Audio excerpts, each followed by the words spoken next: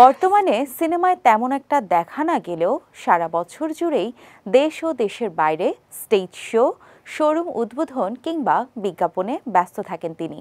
বলছি সময়ের জনপ্রিয় চিত্রনায়িকা নুসরাত ফারিয়ার কথা। এবার প্রবাসী বাংলাদেশিদের আমন্ত্রণে ৩টি স্টেজ শোতে অংশ নিতে কানাডায় গেলেন এ নায়িকা। জানা গেছে ১০ জুলাই কানাডা পৌঁছান ফারিয়া। কানাডার ক্যালগেরিতে ১৪ জুলাই প্রথম স্টেজে পারফর্ম করবেন তিনি। এরপর ৩ আগস্ট টরন্টো এবং ৯ আগস্ট মন্ট্রিয়লে ভিন্ন দুটি অনুষ্ঠানে পারফর্ম করবেন নুসরাত ফারিয়া।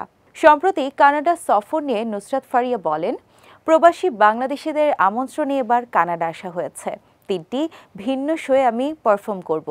৩টি শো আলাদা আলাদা টিম ডিরেকশন দিয়েছে। প্রতিটি পারফরমেন্সে বাংলাদেশকে তুলে ধরার চেষ্টা করব।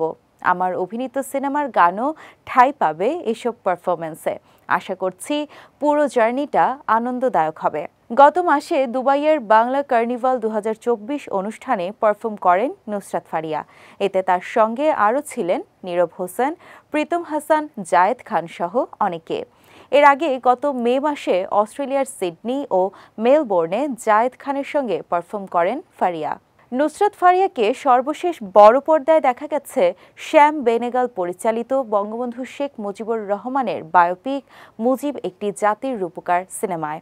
একমাত্র ওয়ালটন এসি দিচ্ছে ১ বছরের রিপ্লেসমেন্ট গ্যারান্টি এবং কম্প্রেসরের ১০ বছরের গ্যারান্টি।